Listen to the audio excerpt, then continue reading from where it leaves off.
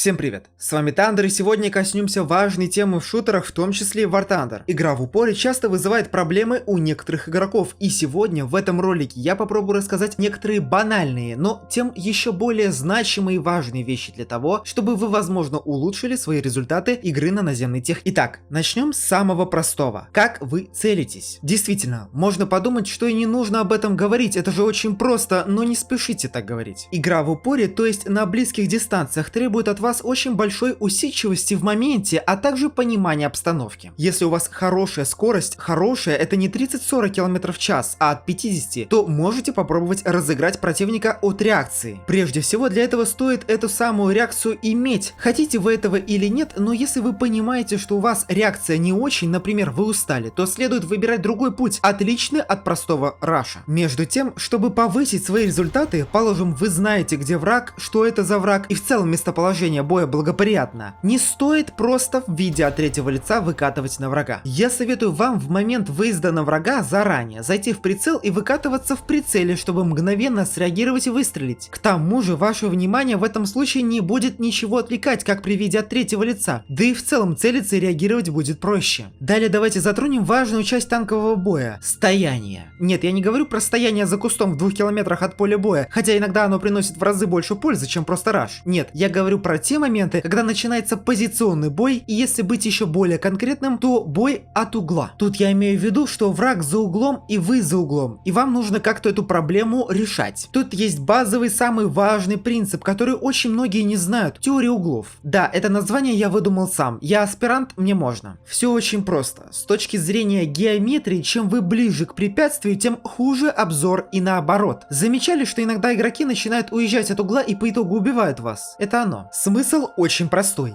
Делайте легкий подворот корпусом, чтобы создать больше угол для врага, и старайтесь максимизировать расстояние до этого угла. Чем вы дальше от угла, тем вы лучше и больше видите, а значит враг теряет свои позиции. Если сыграть правильно, то в один момент, это особенно актуально для невысоких рангов, вы можете увидеть большую часть корпуса врага, пока враг будет видеть только лишь часть вас. Всегда смотрите за дистанцией врага до угла и вас. Если враг дальше, то вы в слабом положении и вас заметят раньше. Особенно если вы решитесь просто ехать вперед. Конечно, все это следует сопровождать знаниями о модулях техники, своей и вражеской. Ведь без понимания, какая часть у врага и вас слабая, в целом тяжело даже в простом лобовом бою. Сюда же относится и понимание своих габаритов. В совокупности эти параметры позволяют обманывать врага, что иногда бывает в целом весьма полезно. Например, в некоторых ситуациях вы можете выставить из-за угла переднюю часть корпуса таким образом, чтобы враг на это повелся и сделал выстрел, давая вам необходимое преимущество. Помните, что даже если вам сбили одну гусеницу, то вы боеспособны. Вы все еще можете разворачиваться на месте на большинстве танков, что позволяет вам не ждать своей гибели, а подвернуть корпус в более безопасное положение или же и вовсе развернуться на месте и уничтожить врага. Однако следует учитывать и ТТХ, ведь на Абрамсе против 80-ки такой прием сработает отлично, а вот наоборот может не получиться. Кстати, помните, что выставлять нужно дальнюю от угла гусеницу, чтобы совершить обратный разворот. Обычно это намного проще, да и условия местности чаще всего позволяют сделать именно обратный разворот. Самое важное, что вы должны понимать, что не стоит бояться, дергаться, сбивать себя, следует относиться более хладнокровно, это ключ к успеху. Ролик вышел не очень большим, и я буду рад, если вы напишите в комментариях, что вы можете посоветовать другим игрокам для достижения лучших результатов в танковом бою. Подписывайтесь на мой телеграм, там много интересных новостей по игре и не только. Всем спасибо за просмотр, увидимся в следующем видео.